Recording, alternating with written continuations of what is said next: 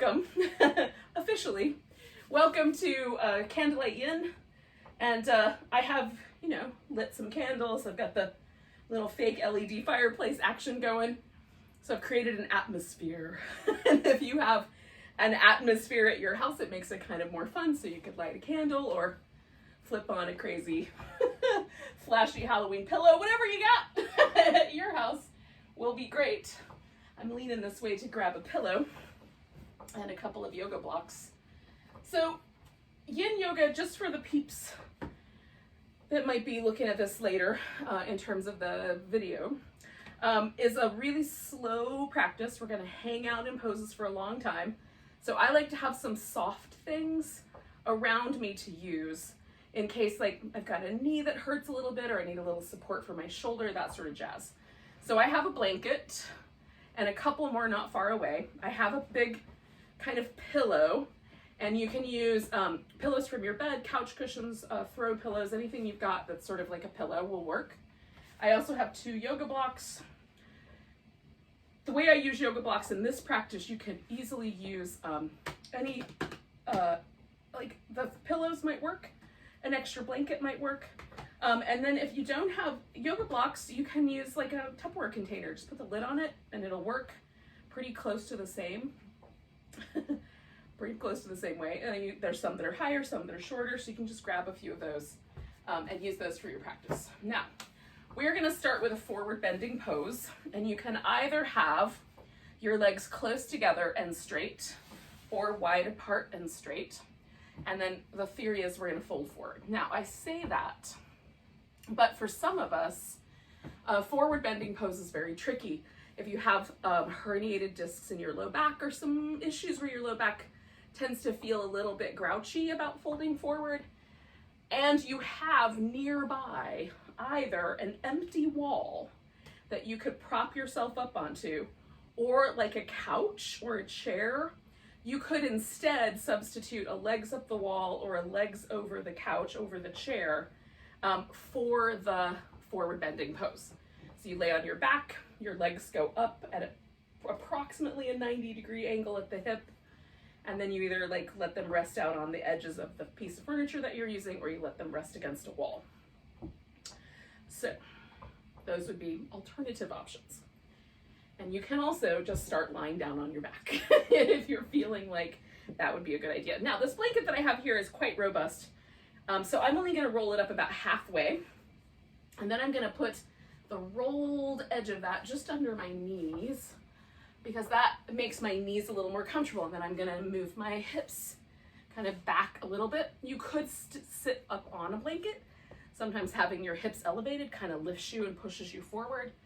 And then I'm gonna use this pillow to rest my arms on.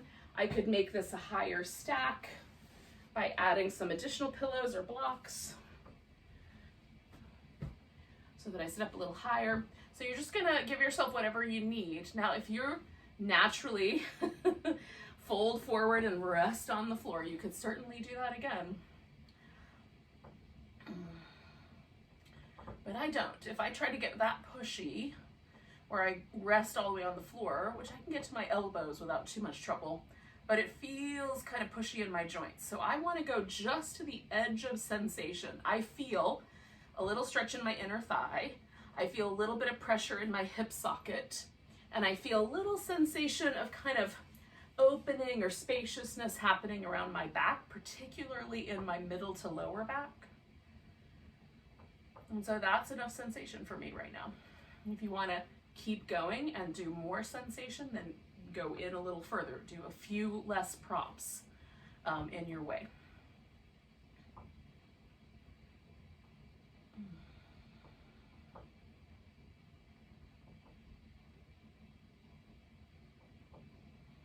Now, once you've found the spot with your yin practice, mostly what we want to do is relax the body. So you're going to relax around your face, your mouth in particular. Let the teeth part, relax the jaw. And let the body get kind of heavy and soft. Sometimes we grip with the abdominals and don't realize we're doing it, or we might tense the tops of the thighs. See if you can relax completely.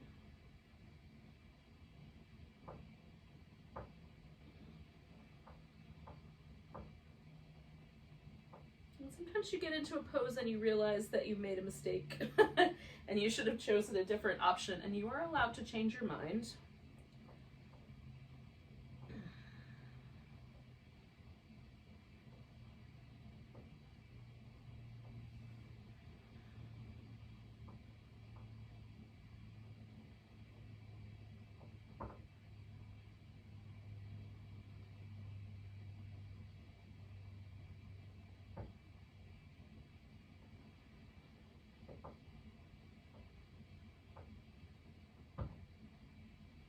The next principle of Yin, once we've found our pose, settled in, gotten kind of soft and relaxed, is just to stay for time.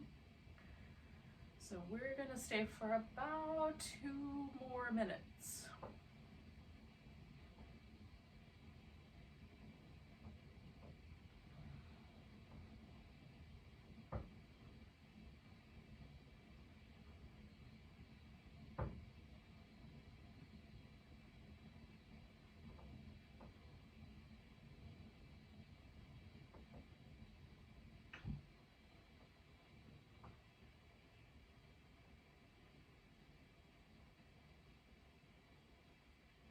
Now I'm breathing deep, smooth, rhythmic breaths. I'm trying to keep my mind focused on paying attention to the kind of expansion and release around my low back as I breathe, because that feels really nice. You can decide to pay attention to your breath in any way that you like. But the breath is a good place to direct your attention. You can also just check in with your body, notice the sensations. If they start to get softer, a little bit more forgiving, you can go a little further forward into your pose. If they never change, don't change. Just stay, breathe, and relax.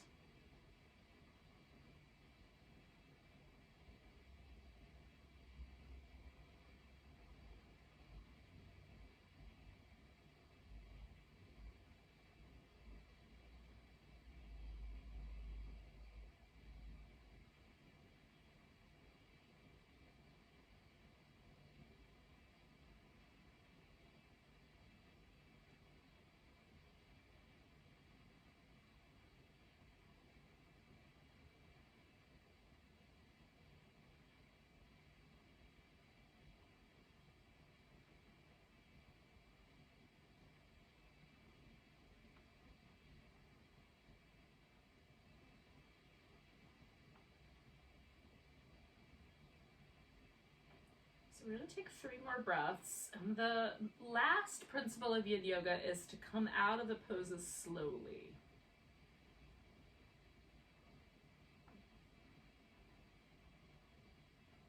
So you take a nice big inhale. Hold the air in and slowly let yourself sort of roll back up to a nice tall spine. Unhinge the hip, right? So you kind of let yourself lean back a little bit and then bend your knees, and then you can bring the legs together.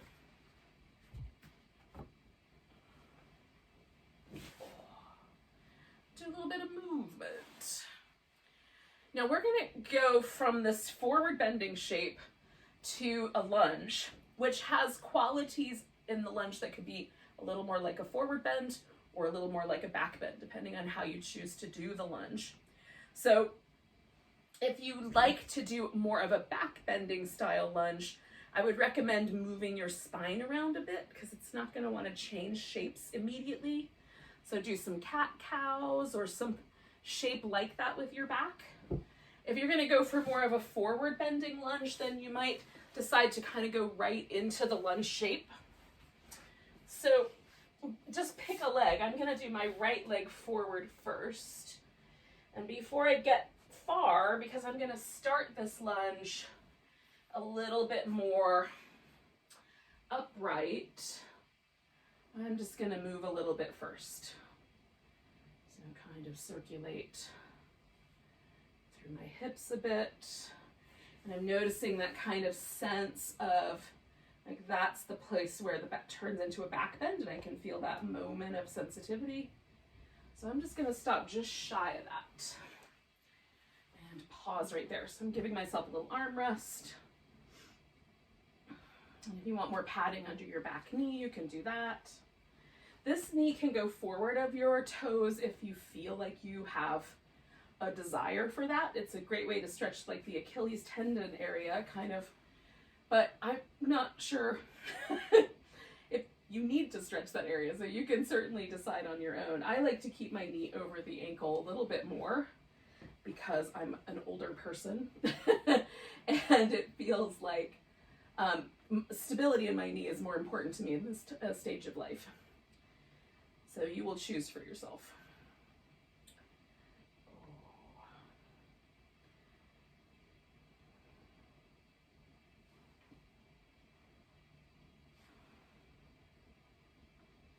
I'm also monitoring how much stretch I have going on the front of my hip. And if it starts to feel too spicy, kind of back it off a little bit.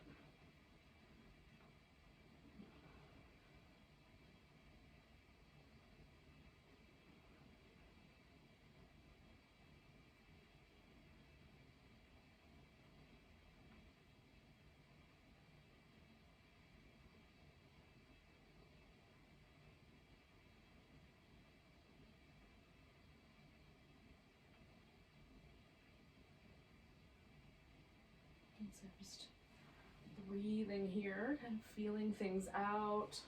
This to me is a slightly spicier pose in general, a little more on the yang end of things, slightly more active.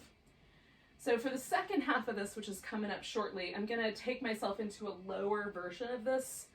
And I use the pillow to kind of help support me and keep me from going too low. You can also come down to your elbows, or you can put blocks or something like that underneath. So I'm going to let my hip fall as far forward as it will go, using the pillow to keep myself from overdoing it on this other hip. And then I'm just going to adjust that leg until it feels like it's in a good position. My thigh wants to point out to the diagonal, so I just turned my foot so that it's going the same direction. And then I have a new place to monitor, which is this hip. My right hip now, because that one is now the spicier one. Left hip is much more, it's supported by the pillow, so it's a lot more friendly right now. The right one is the tricky one. So just pausing, breathing, making sure I'm not overdoing things. If I start to feel sharp sensations or sensations that feel kind of prickly or shooting, or if there's any numbness, tingling, or burning, especially in my hip socket itself, then I'm going to back off.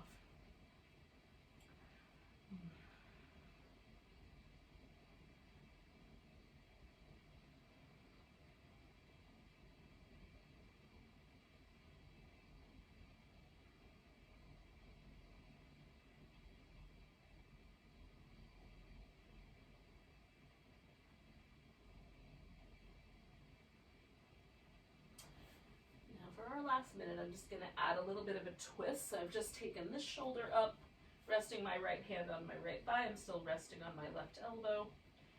And some people might have enough twisting ability in their back to actually even thread their left arm over to the right. For me, that's a little too intense. So stay right here. And some people might want to even reach back and hold onto that foot with the twist. So that's another option. Again, just be as relaxed as possible given the circumstances.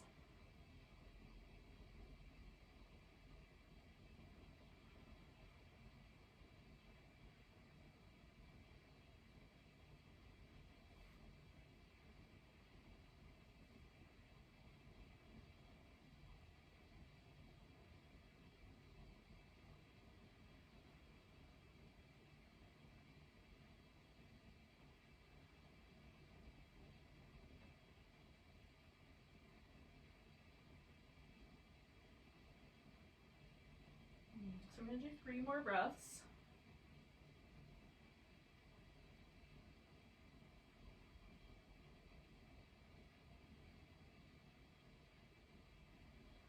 Now again, we're going to come out of the poses slowly. So for me, that means coming up first and then back for a moment. Now, this pose is going to turn right into a half saddle. So to do the half saddle, I'm going to sit down so that my hip is as close to my heel here as I can get it. I know I'm going to want a couple props, so I'm just taking those with me. All right. So you can sit up so that there is a support underneath you. You can sit all the way down onto the floor. And some people will be able to snuggle their foot really close up against their buttock, and then others of us will have some space there. Because I have space there, I like to turn my hip to match the direction that my knee is facing. So I get this as close as I can get it, and then I sort of turn my hip to match, okay? So I'm going to come all the way down and do that same thing, but with a little bit of support under my shin for soft, fluffy goodness. So I've got my foot tucked in as close as I can get it, and then I just kind of rotate my hip to match my knee. Now, if you're sitting all the way back and your foot is in really close and your hips are pointing more upright, you may want to bend this long leg knee and rest the foot on the ground. That'll shift you back slightly and add more sensation to your quads here. If you don't need more sensation in your quads, don't do that part. Come on back. You can lay all the way back on the floor, or you can stay propped up or even sitting upright. All right, so we're going to stay a while here.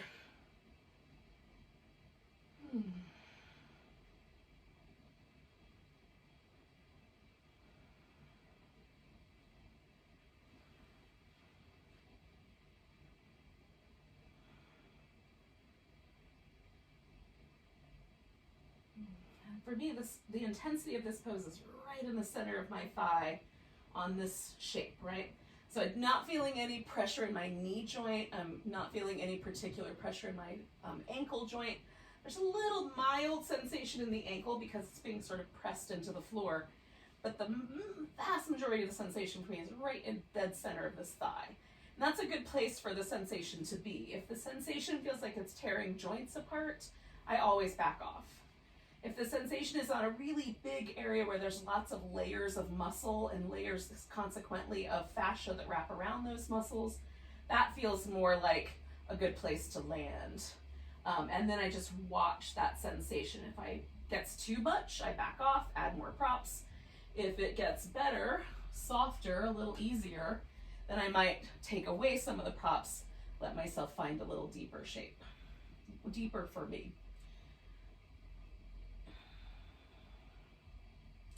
Some people may enjoy this pose as just a gentle kind of back bending, slightly restful shape, and that would be all right too. Frankly, we could all use some rest these days.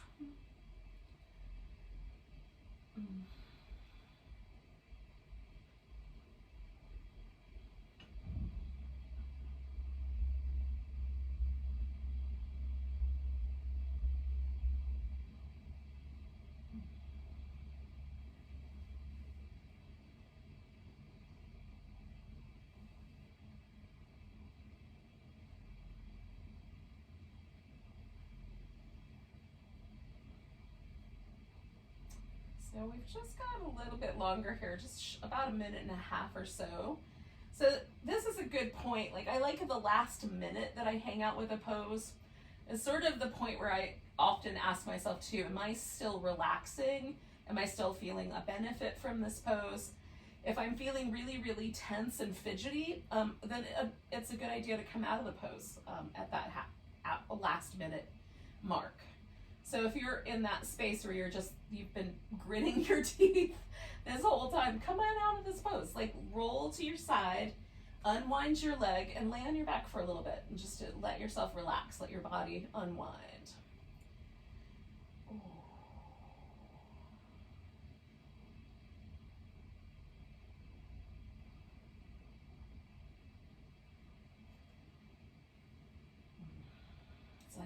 It takes a good 4 minutes for my thigh to finally start to go, oh yeah, okay. We got the message. Let's relax. It's been happening a little at a time, but now there's this really big shift for me just about 3.5 to 4 minutes into a pose, which is why I like to stay longer. So we're gonna take a nice big breath.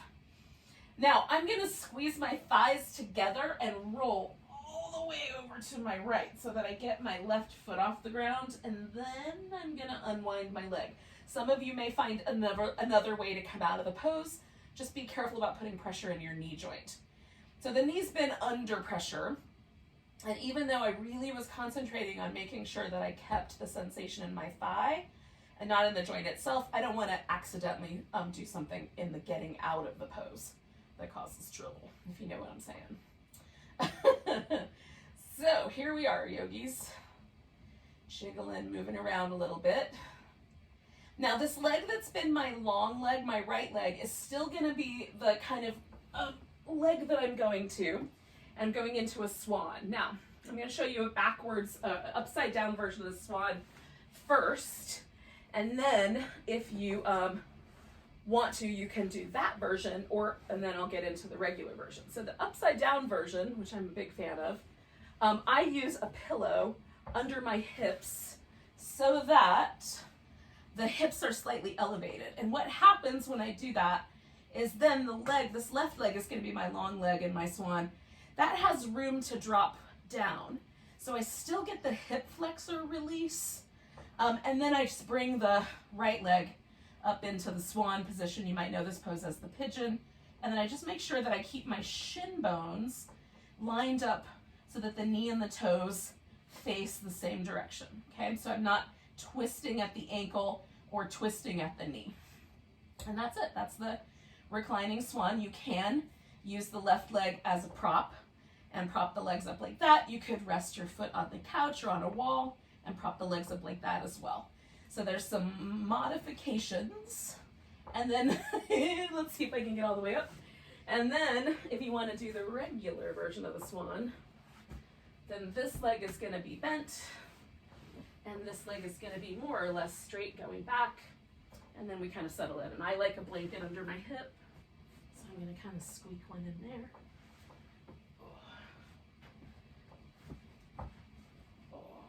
And you can, again, do this that's more of a forward bend or more of a back bend. I kind of like to do a little bit of both, okay? So now, hopefully you've chosen a pose, a version of the pose, whichever one's right for you. And we're letting ourselves percolate in, sink in, breathe.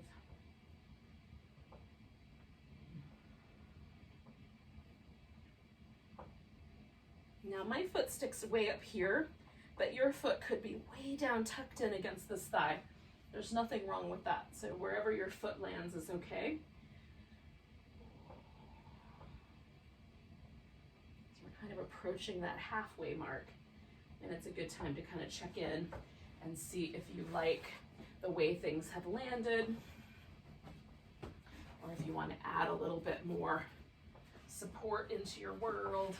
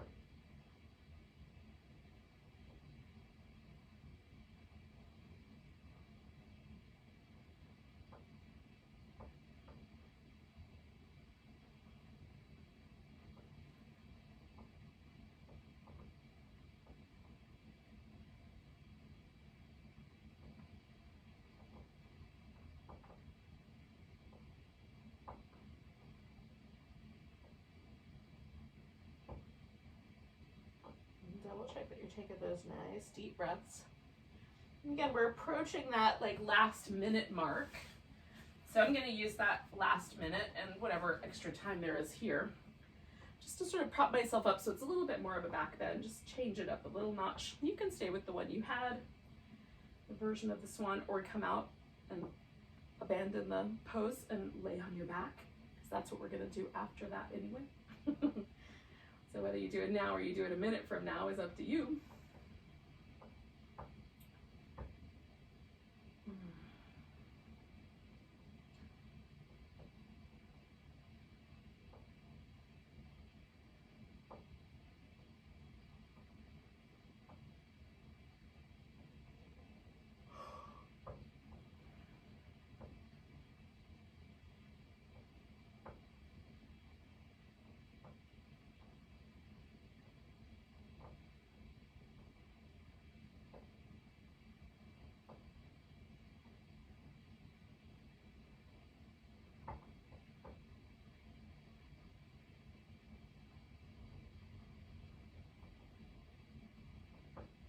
Now, yogis, we're going to take 3 more big breaths.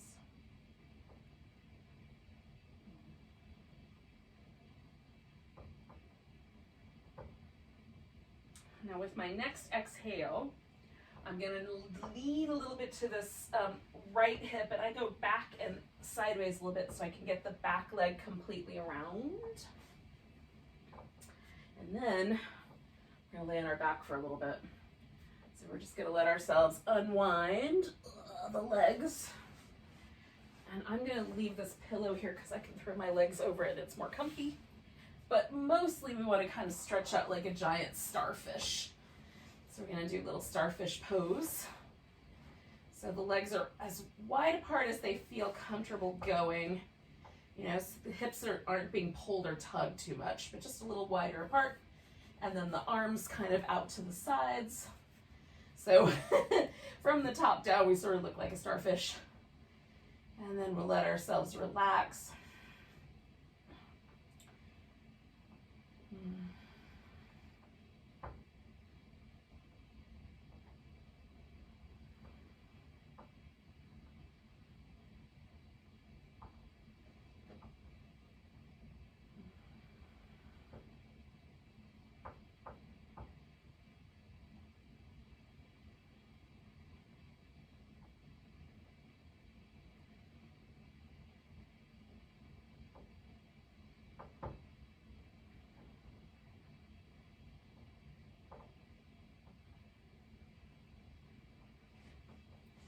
We're staying for a couple minutes, but that doesn't mean that you can't do a little bit of movement.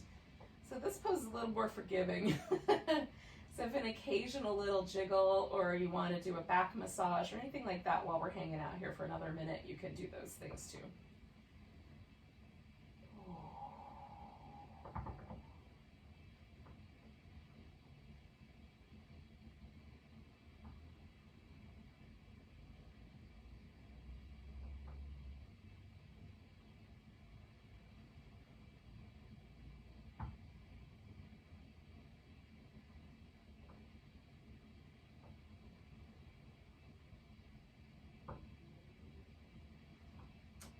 All right, yogis, it's not easy to abandon this pose, but don't worry, we're coming back to it. We're going to come back to this pose at the very end for an even longer stay.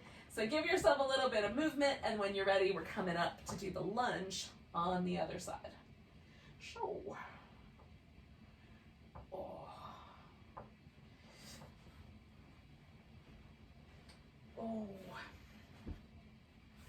however that winds up, right? So you add whatever props you need. And again, you might decide you want to do a few little rounds of cat-cow, or like I'm going to do these little kind of back and forth kind of movements just to get my joints aligned the way that feels the best. And then find kind of the amount of sensation that I want. And make sure that my knee is going to go along with the party. And so we can find our way into a shape. Okay. And so again, I'm trying to set myself up with a little armrest here so that I have as much ease as possible, right? So the hips are doing a pretty big job of hanging out and trying to relax all these deep muscle layers around the outer hip and glute and the front of my hip in particular. But simultaneously, I also want the rest of my body to have kind of a sense of ease. So resting the elbows is helpful for me. Sometimes resting my forehead is really helpful for allowing the rest of my body to relax.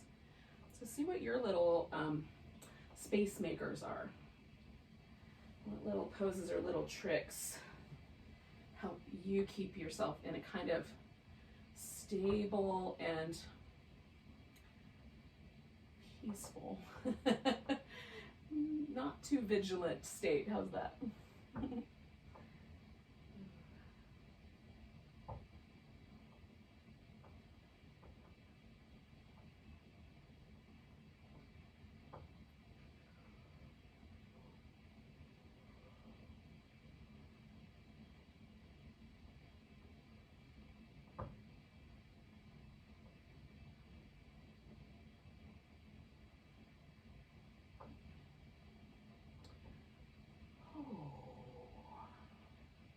I'm feeling my right hip get just a little bit softer, so I'm just easing myself a little further forward.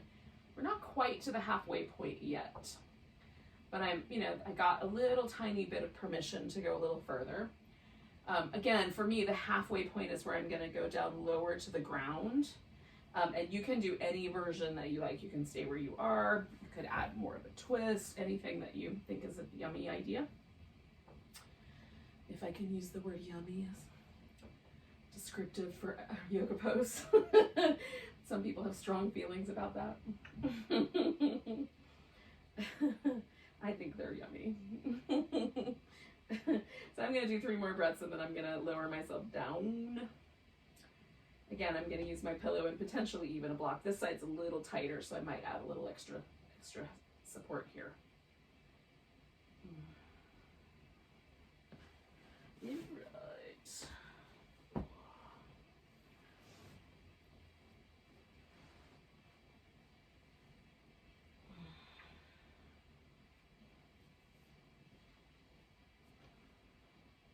So again, you just kind of modify things, right? Adjust so the joints line up pretty nicely, so it feels like a decent amount of sensation. For me now, this left hip, this kind of outer glute area is much more spicy than it was a few minutes ago. So that's the interesting part for me. And as I was saying, like, one of the ways I could get myself just a little bit more ease is to just rest my head, right? If I don't have to hold my head up, it's a little bit easier to relax my neck and my jaw. And let other things relax as I let my body soften into what is a fairly spicy pose. So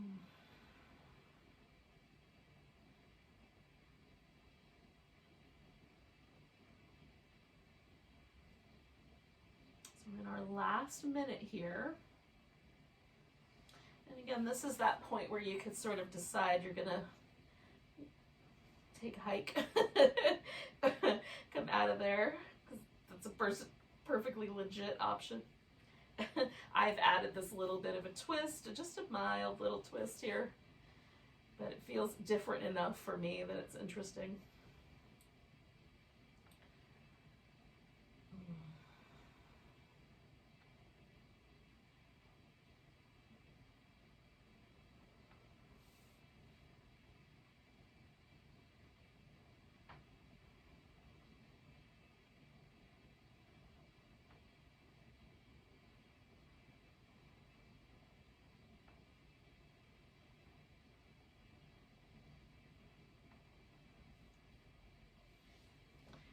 I'm going to take 2 more breaths.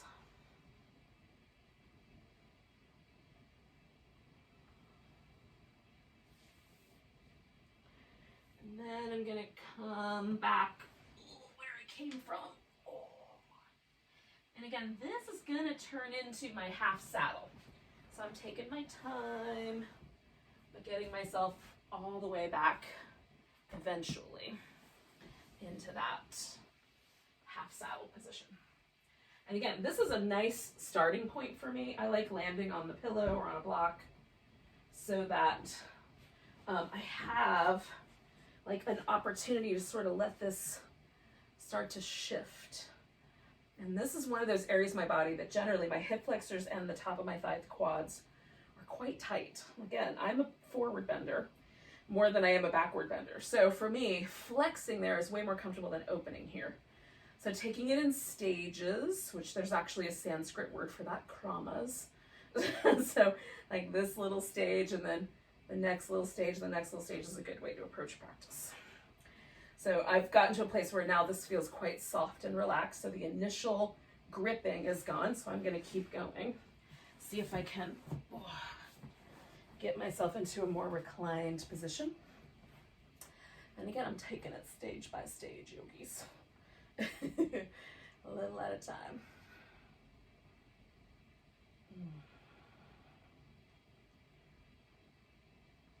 And I'm also turning my hips so it matches my angles, right? So I've got my quads as best I can evenly stretched across the top of my thigh, my hip and my knee aligned. It's the most kind thing I can do for my knee. So I'm on board with that idea. Being kind to my knee. uh.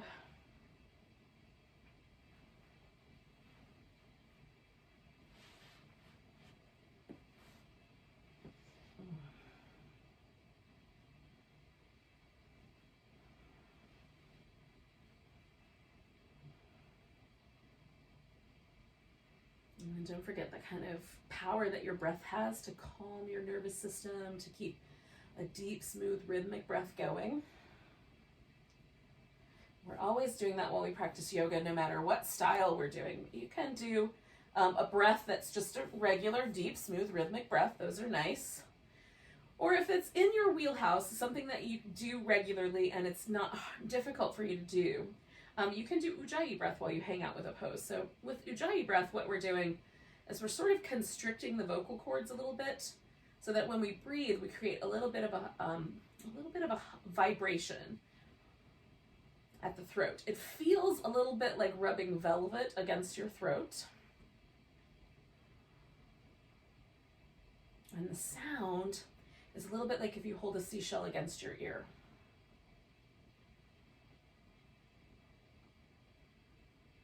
Now, a lot of people do this a little bit differently, and they try to make the sound in the nasal passages, but it does not have the same power as if you can get it to the breath to kind of gently vibrate the vocal cords. It's a really interesting phenomenon there in the throat.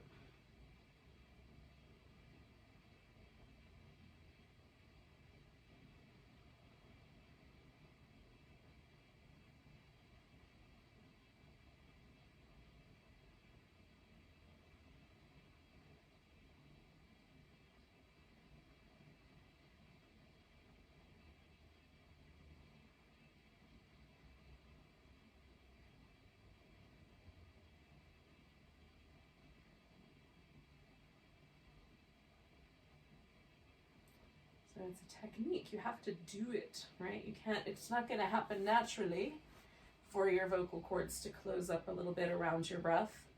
They do it naturally when we talk. If you put your hand on your voice box, right, on your throat, and you talk, la la la la, you can feel the vibration. And that's kind of what we're going for with the breath, is that it's not as strong a vibration. When you make it in the throat, you can feel that little vibration there. It's just a really gentle little butterfly wing vibration. It's cool. Now, giving you something to focus on has created the circumstance where we're about a minute away from this thing being over. So if it's time for you to come out of the pose, this is that opportunity there.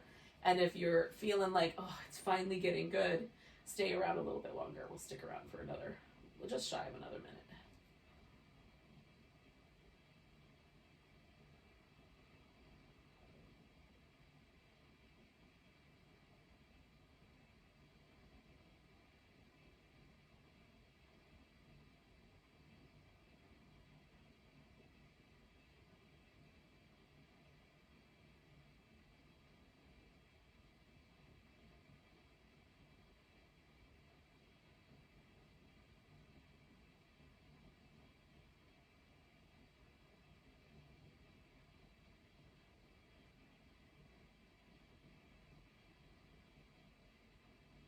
I'm going to take a really big breath, yogis.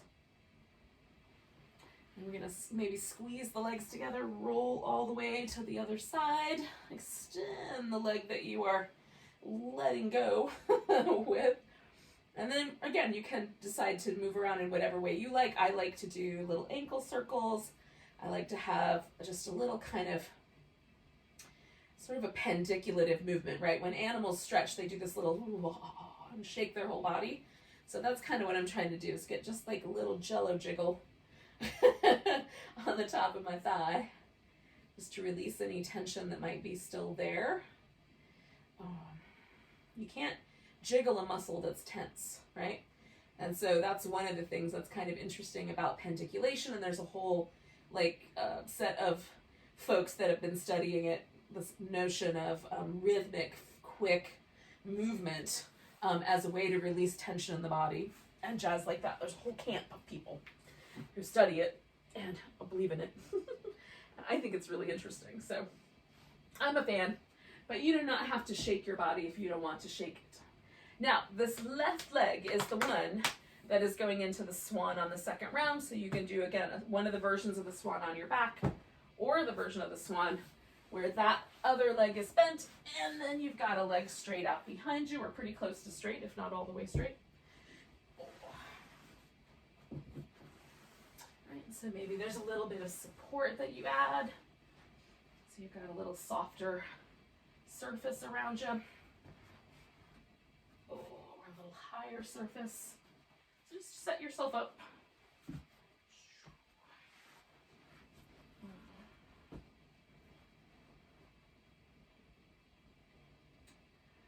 And then once you're set, you let go and breathe.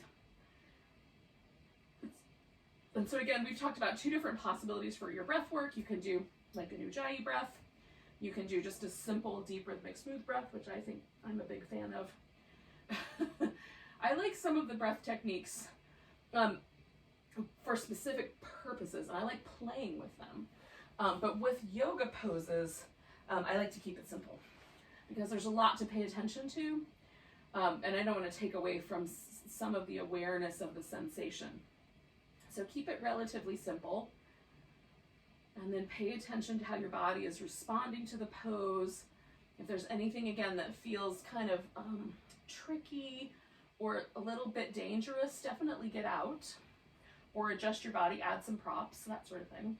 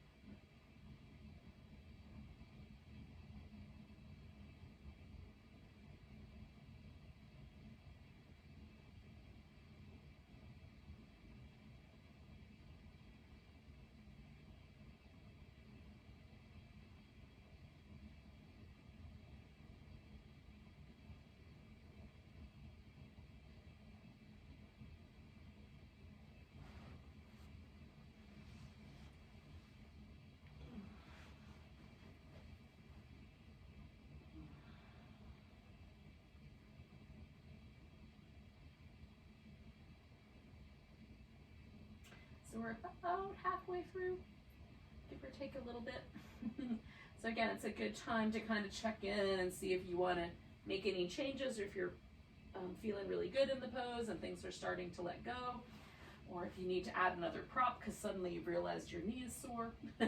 Any of those things.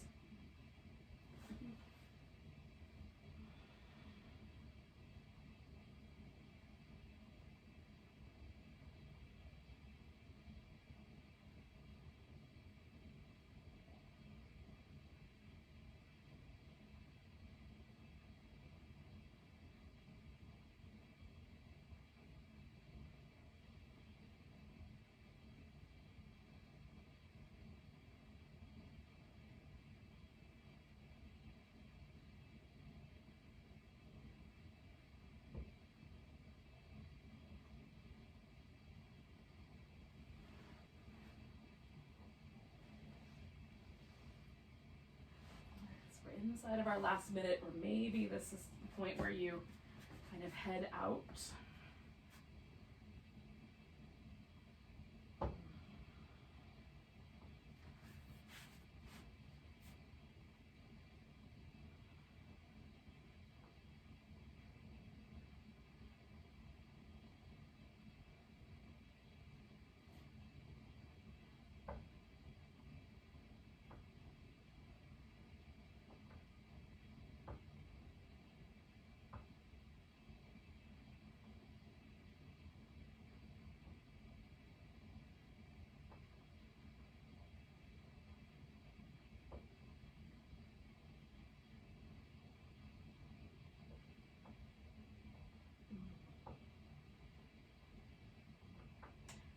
We're going to take a big breath.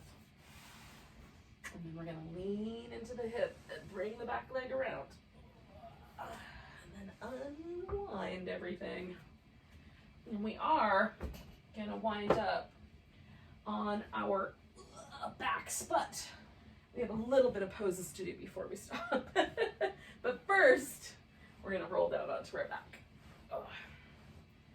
Now, if you haven't done your boat pose yet today, you could pull yourself into your boat pose and do your little half boat with or without some lifts,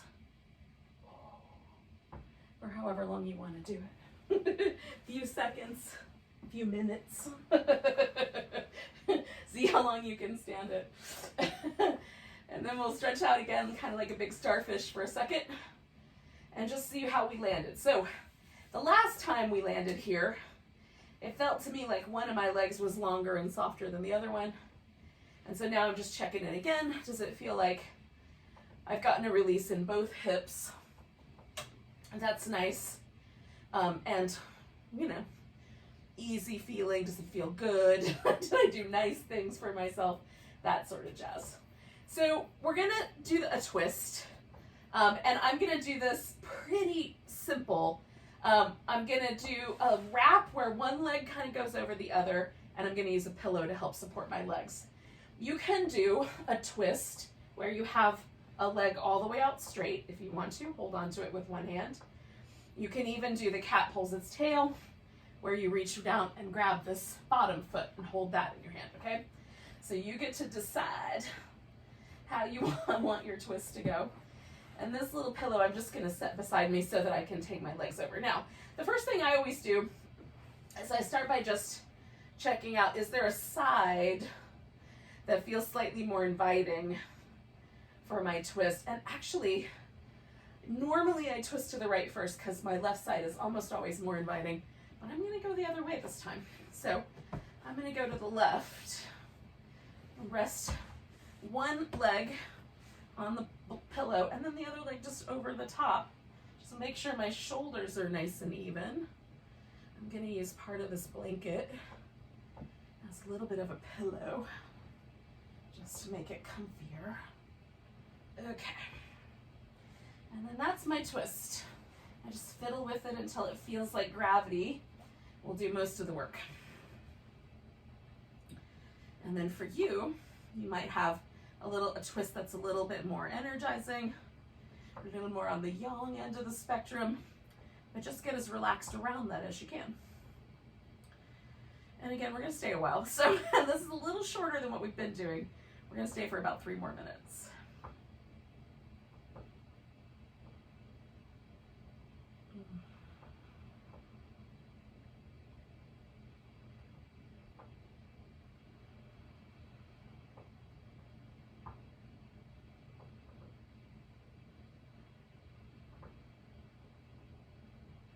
Twisting postures in yoga are great postures for sort of transitions, right? So if we're moving from a back bend to a forward bend, doing a twist in between is a great way to transition those. If we're moving from more intense poses to a more relaxed state, twists are really great transitions. They're great. I like them as transitions between an opening sequence and a middle and an end. So you can just kind of think about that as you're crafting your own practices at home. Since we're at home more, we may not have as many opportunities to go out there, just let somebody tell us what to do, although I'm here for you online. What you may want to do is just start kind of looking at the logic. I'll try to give you guys these little clues every class, so just kind of the logic behind why I put poses where I put them, so that you can experiment with that on your own.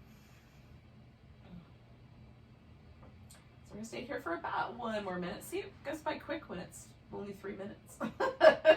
I say that because it's quick to me, but it might not be so quick to you.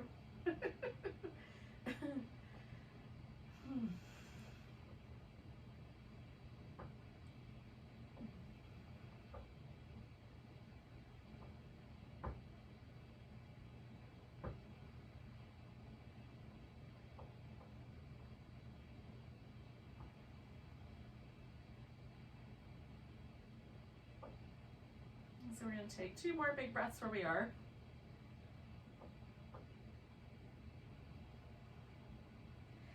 Now I come back by bringing my top leg back first. You might need to let go of whatever you're holding on to if you're holding on with your hands first, and then kind of unwind. So depending on which version of the twist you did, you might need more transition space in between this side and the next side. I like to, anytime I do something on one side but I haven't done the other, I like to take a minute at the end of that sequence or end the pose and just see if I can feel that asymmetry of having done something on one side. And does that feel good? Now, this side, even though I just did a whole bunch of poses that made my hips feel really relaxed, one more pose has made this whole side of my body, this hip, part of my waist, and the top part of my thigh feel like it's lower to the ground than on this side. If I put my hands here, there's no difference. This is all information that's coming to me from the fascia that lives under my skin and around my muscle. And that's really the tissue that we're targeting with yin yoga anyway, is we're trying to put ourselves in these kind of wacky positions and let the body relax so that we're getting that kind of connective tissue web that holds us together to become the kind of holder of the pose. Giving it a little, and not aggressively, really kindly. So it's one of the reasons that we use this, I use props, is to make it nice and kind. So I'm just getting that edge of sensation. Oh yeah, I feel a stretch. If we're too pushy, we risk damaging the tissue. We have to cajole, woo, connective tissue. It's reticent.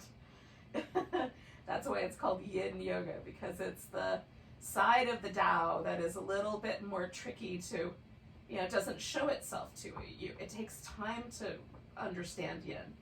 And the power of yin is very slow. It's like the long game kind of power, like the little trickle of water that created the Grand Canyon, right? That started as a trickle of water somehow, one way or another. And then now there's a huge canyon in the Earth's crust, where this trickle of water still lives. But it took millions of years to carve that. And that's the kind of power we're looking at with yin. So we're not, it's going to take millions of years in these yoga poses, but we're going to give ourselves the time and the kind of really gentle, like, oh yeah, I feel that little trickle of water changing my body. That's the approach.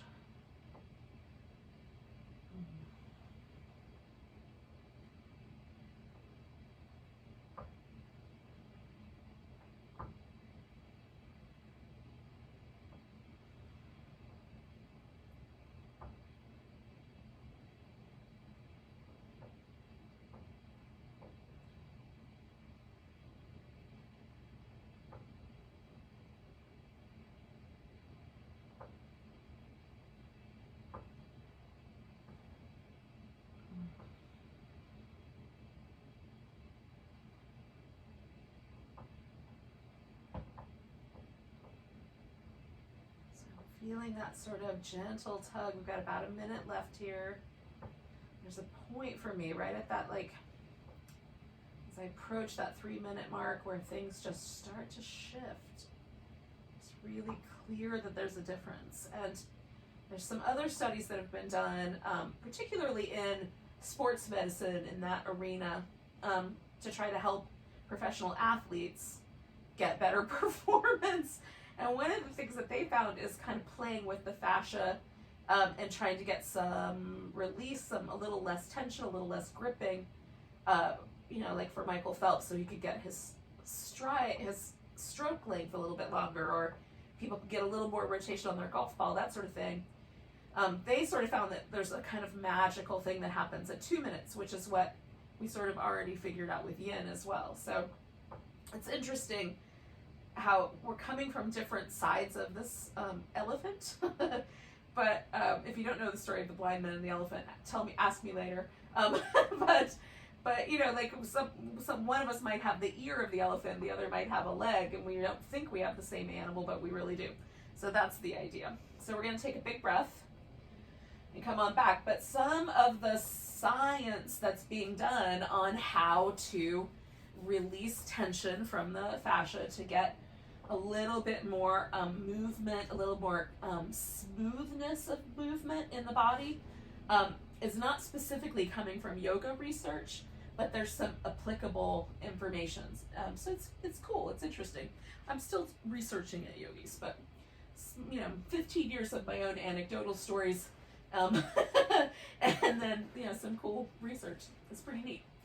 In any case, here we are, and we have one more pose to do, which is an inversion. Now, I am going to do a supported bridge. I'm going to use this pillow underneath my hips so that my hips are elevated, and then I'm just going to let my legs stretch out so that I've got, and if it's too spicy, I'll do one leg at a time. So that's going to be my choice. You could, again, do like a legs up the wall, legs over a chair. You could throw your legs up over a stack of pillows. Or if you prefer, you can, once you're balanced, or even just from the floor, you can just put your legs up in the air. Now, this is a little more core work because you have to hold your legs up in the air. So if that's your preference, what you may want to do is just give yourself a little bit less time, right? You might go to Shavasana a little bit earlier. Oh, I've got to get this pillow organized so that it's even. All right, there we go. Now, whatever support you're using, I'm using the pillow. You might use a yoga block or a folded blanket or whatever you've got. I'm going to try to make sure I'm still in my clothes. But in any case, you want your sacrum, you want your pelvis on the pillow. So it shouldn't be under your low back. It should be under your sacrum. And then I need to be really careful with my neck. I don't want my neck to be pushed forward, okay? So I've got this blanket really thinned out, and I've kind of tucked my shoulder blades in a little bit so that I'm resting some of the weight of my body onto my shoulder blades, okay? And then when I stretch my legs out, it lifts me a little bit because my hip flexors are strong enough and tight enough that they kind of pick my upper body up off the floor, but it's not uncomfortable. So I'm gonna go for this shape. And again, you can go for it, whatever shape is gonna work for you. We're gonna stay here for about 2 minutes. Ooh. If you want to stay longer, you're allowed. Sometimes these are spicy for me, so 2 minutes is often enough. This doubles as a back bend, which is where the spicy part comes in for me. There's a lot of low back compression.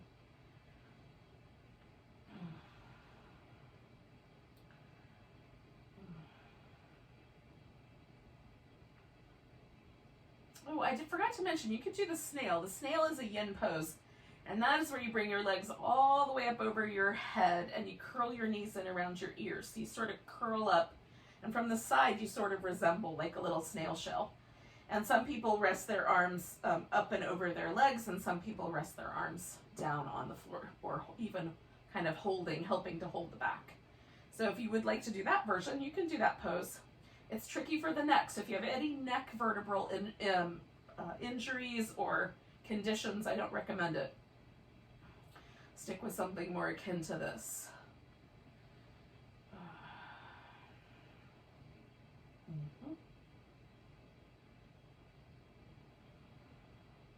Now I'm feeling pretty good, so I'm going to stay for another 2 minutes. I'm feeling like that's going to be a good amount of time.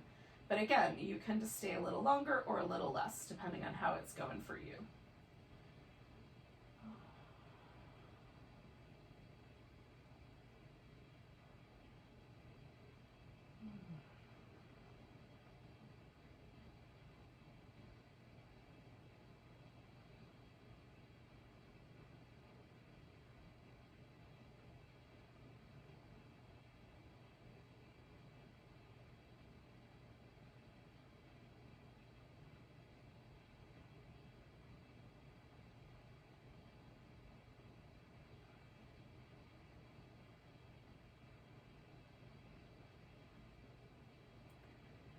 I'm going to start my transition. I'm not done yet, but I'm just going to put my feet on the ground. That's going to change the dynamic a little bit, so I'm going to let myself settle here for about 30 seconds.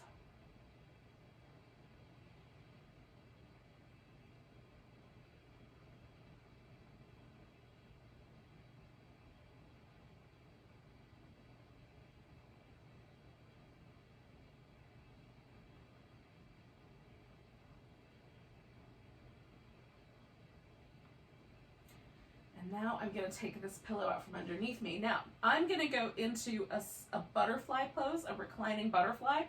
I'm going to do that for a few minutes, and then I'm going to do Shavasana. You can do Shavasana, and then you'll be done. So that will be up to you. I'm just going to slide that pillow out from underneath me. Use this to help support my legs as I bring my soles of my feet together and drop my knees open. And I'm going to make this little cocoon with my blanket. So I'm going to cover my eyeballs. Well, my whole eye area, really. I just like saying the word eyeballs.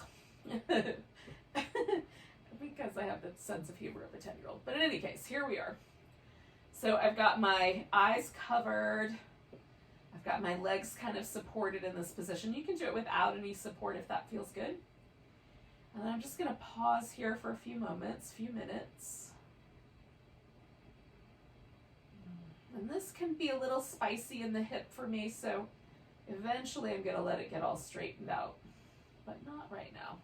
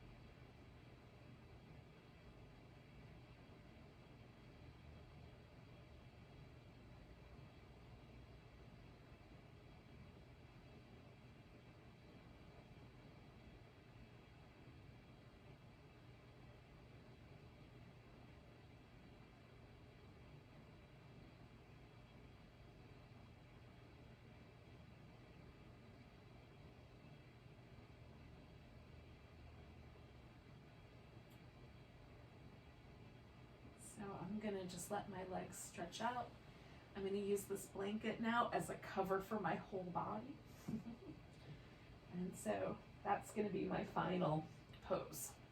And again, you can stay a little longer or you can be done a little sooner. It's your yoga practice.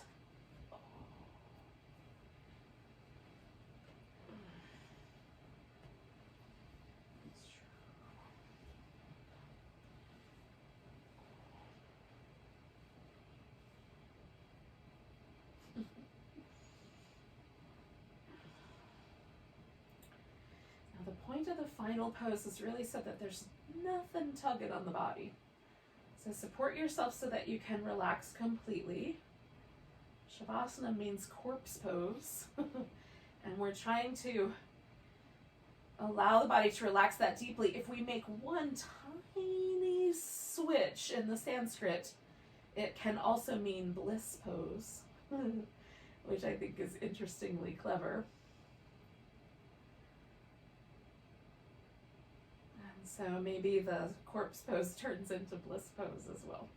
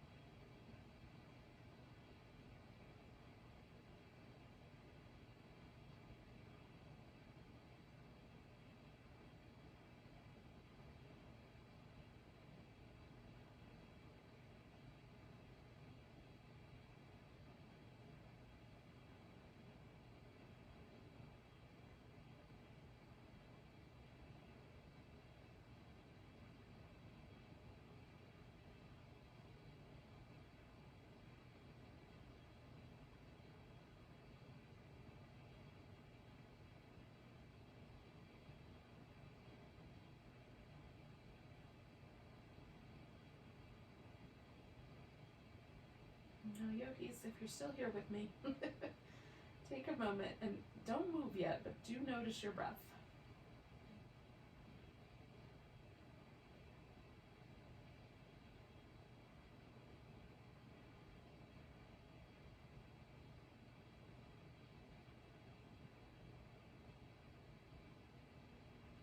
I like trying to feel the breath like all the way down to the tips of my fingers and the tips of my toes.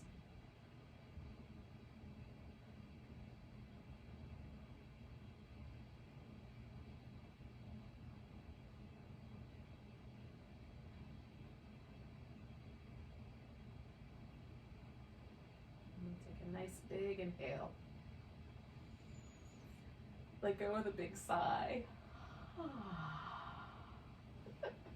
And then wiggle your fingers and toes, wrists and ankles.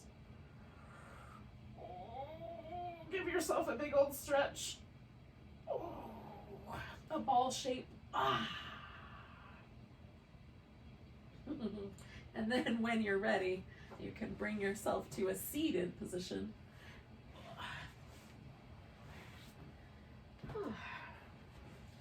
So thank you for joining me for some yummy yin yoga. Hopefully it feels yummy to you.